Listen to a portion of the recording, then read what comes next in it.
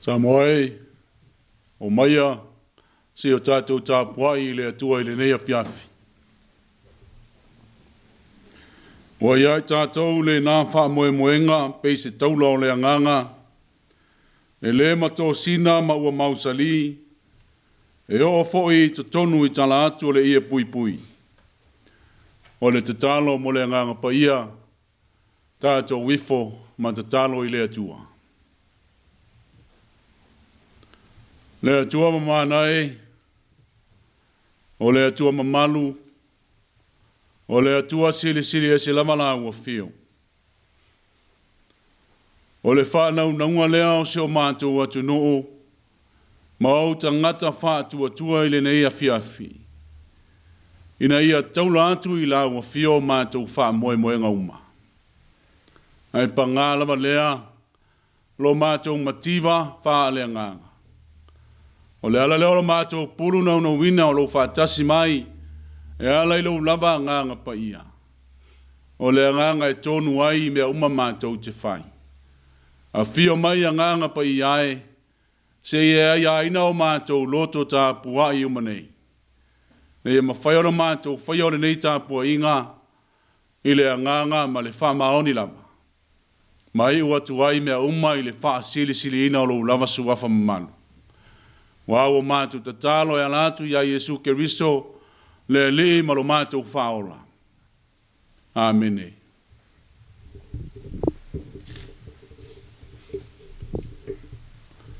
Ole whaita wina o le tusi pa ia.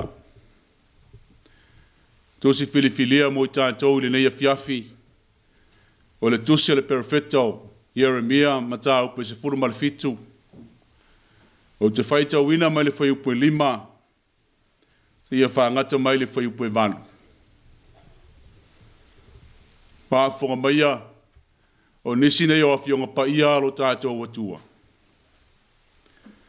O lo whapea o na whetalai mai o le lii, ia maa laia le tangata e whātua tua i tangata. Ma ua whai tangata mo na 5, a ua liliu eselo na loto i le alii.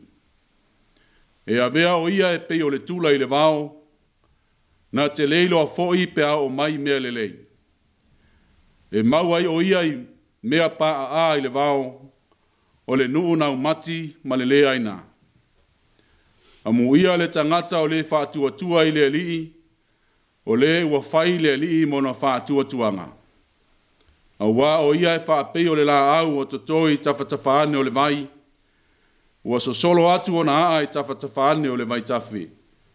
Na te leilo a foi pe o mai le vevela, ai lau ola o na lau, e le atu vale i le tausanga o le la mala, e fua mai pe lava o na fua.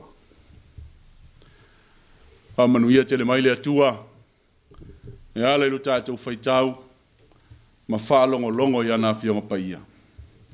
Ai atu mau pe ia te ia no na lava vi inga, nei se yo il whaava vau. Fa vau lava. Amen. O le launga le suafa mamalo o le atua le tama, le alo ma le anganga pa ia. Amen. Mawal matua le launga ma le tusi sa tātou whaitauina, Jeremia, sifuru malfitu. Aua whaonga ina le whaipue fitu, e whaima matua. Whaafafonga, o te toi whaitau wina. Amu ia le tangata o le whātua tua i le alii. O le ua whai le alii mo na whātua tuanga. O le manatu au tua filifilia mo i tātou i le nei Afiafi. Ia ta oto ma taula o tātou wha moenga i le alii. Ia ta oto ma taula o tātou wha moenga i le alii. O le ale winga o ia upu. Ia tutu mau, ma pipi mau i le alii. Ia mau sali, ma mau waa i le atua i te mi uma. Aua ma le masalo salo. A ia wha moe ma wha lango i le atua. O ani pe au langa, O ani atua o le ala, mani mea wha pa i mata. A ta oto ma taula i le atua o tātou wha moe moe. O na le te whesili ngi a lea o lona taunu unga.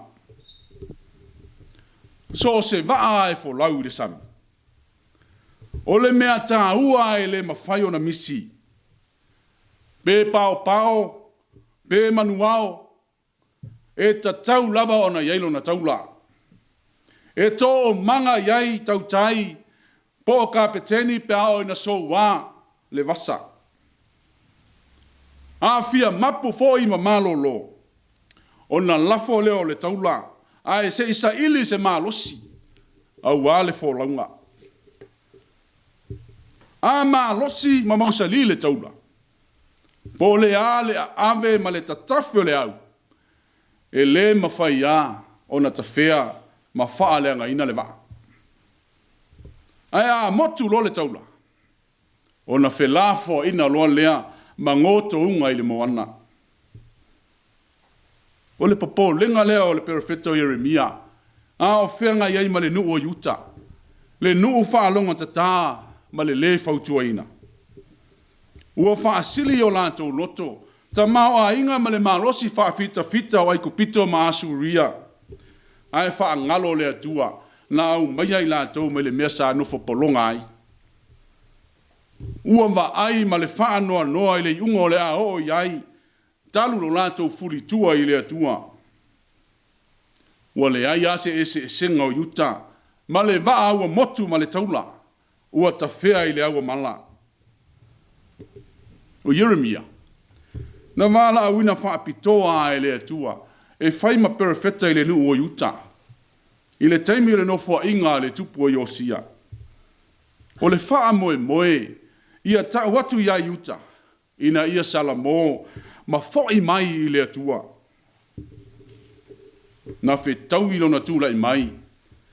Ma le nau o Yosia e to e faa ola ola le tapua inga i le atua. Na matu ai longa o na afa ina i tu maanga faa pau pau. Pe tai ele i ano tele Jeremia. Ile ngā luenga sa whaia e Yosia. Ae sa ma mawhaia te ia le fe au na au wina ai. Ina ia wha ai loa ia yuta le unga o le a o. Ia ila tau talu lo lantou o ese ma le atua. Whai mai sa wha fiti o ia ma whai atu i le atua. Ua na o ia o se tamaititi. O le wha ai longa o lona popole ma le fefe e tu i luma o nu. Mea ne ua lantou pue ma fasi oti ia te ia. Tu tusa le lei ala ngona na o ia Jeremia. Malangona na o ia Mose le taimi na mala au ai le atua e alu e au mailo na nuu mai ai kupito. O la ngona o le fefe ma le popole o na o le fa tali tonu ngata o tangata. Ua sua malia i o lantou loto ta mao a inga o nuu fa pau pau. Ma le ola fa lango i le malosi fa le tangata. O le ala to asale o le atua ma feta lai ia Jeremia. Au e te fa peo au o le tamaititi. Au au i lantou uma o te awina atu iai oe e te alu lava iai. O mea mafoi o te fai atu ai ia te oe e te fai atu ai lava. Au e te fefe ia te i lantou. Au au te ia te oe e la veai ia te oe. Pauta, ua outu ina atua upu i lo ngutu. E lua ai tu a inga tangata, o lo whaata tau iei nei upu mua mua. O le tangata ua wha mala ieina. Lua, o le tangata ua wha manu ieina. Petalaile atua ia maa, leia le tangata e wha tua i tangata. Ma ua whai tangata mo na lima, a ua li liu eselo na loto i le li. E a vea o ia e pei o le tula i le vao. Na te leilo a fo i pe a o mai mea le lei. E mau ai o ia i mea paa a i le vao, i le nuu nau mati ma le le ai nā. O upu o le whetu, a le atua e so se tangata o yuta, e alu ese mai ia, a e wha lango i le maa losi i wha le tangata. O loo atang ia i nei upu le tangata ua tu lafo ina e le atua. Whai mai o le a vea ma le tula o le vao. o le tula o le ingoa o le la au, e ola i lunga o le ele mātutu, e pei o le toafa, i to tonu o Palestina. E le ngata ina mamango na lau, a ona a fo i le mau le i le ele. E wha atusa i ele tangata, ua mativa manau matiro na ola i mea le lei. O fo, linga i o le tangata ua tu i le lao, ma ua matuale aia ma se wha moe moe. Ua ongelo na ola i mea le lei, ma ua tutusa ia te ia le lei ma le leanga ia so uma. E le to e malu foi, pe ao o mai taimi whainga tā. Po ari ta mau a inga, mani ma malu e sao whai ele tangata. E alu ese loa ma le atua, ta whea loa i le au mala. Ai ale tangata e tu mau, ma taunalo na ola i le atua. Lo feta lai le atua, amu ia. Amu ia le ua whai le lii, mona whaatua tuanga. Ua whaatu sa ina lea tangata, ise la au atoto i tafa ane o le vai. E inu malie, ma maa onalo na ola i aso uma, au wae tafe iai manuia o le atua. Po a mea whaingata, na te lela ngona. Ai lau ola o na lau, ma fua mai i fua le lei. O le ata o le tangata wa iai le atua. O i tu ainga tangata foi lea, o lo sa afi iai le fai salamu e Peru, fai mai. Amu ia le tangata e le sa vali le filifilinga e a mi o le anga. E le tu foi o iai le ala o e anga sala. E le nofo foi le nofo o e tau emu. Ai nau o iai le tu la fono o le li. E ma fau foi o iai lana tu la fono i le ao, a toa ma le po. E manu ia foi mea umana te whaia. Sila i le mātango fia o le taunu unga o le tangata. Bea mau sa lilo na wha tua i le atua. Po fea e alu iai. E alu ma manuia o le atua. Ioe, Samoa e le atunu pele. Le aua wha manatu mai le fe au o le tala le lei. Mo i tātou i le nei fo Afiafi. Ia ta oto ma tauna lo tātou wha moenga i le li. Tu i le tua o tātou wha moe. Ina ia aua manu ai leo mala. Mana tua le taula lo waa ni ngalo. A whaisa alu ma motu le taula lo waa. Mai le amatanga o le nei tau sanga. Se ia o mai le nei vai tau. O le wha manatu le au soe. To e wha mau. Ma ia mau ti noa o ma losi. A wā tātou te lei loa tanga i lungo le wasa. O tātou te wha moe so tātou poto. Ma so tātou ma losi. Au wā e alu wā ngata. Ai olo tātou wha tua. Ma le masalo salo. I le ma losi ma le mana o le atua. E ta oto le lei eile au pe au. O le tātou wholau. Samoa e. Le wa api le uli. Wa i ite foi le malama i saua. A wafa ngā luenga wha ai o le reitu sanga. Ua tūla la ta foi la tātou savalinga i le aso na soi fua mai eile mesia. Sanga i ane la ia. Taula ia te ia o tātou wha moe nga uma. Ia whaia ma le wha maoni ma loto mau. E manu ia ai mea uma tātou te whai. Wha auta le tele o lona alofa ia te oe Samoa. Na o foina mai ai e ia o ia lava e whai matongi ola. E ala i lona maliu i le sa tauro. Ua toe tū. Ua fio ai le langi. Au wina mailo na nganga pa ia. Ina ia tātou tūtū mau. Ma whaia lana whi au a wala o wina iai tātou. Ia manu ia tele Samoa ona o Yesu. Amene. Tātou vi atu i le tua. Le vi inga se lau valu se furu. Se lau valu se furu le pese tātou pe pese ai.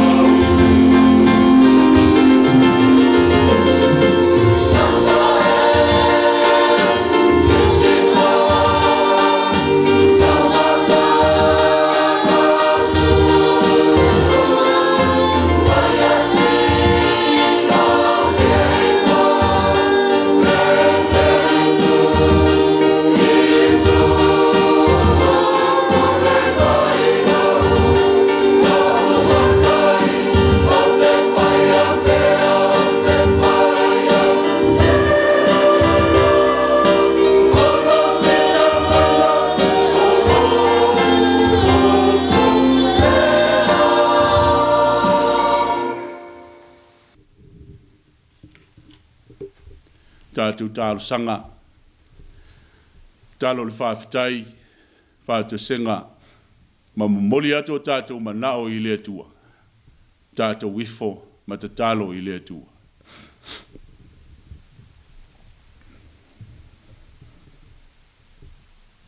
Le atua whaavava ue,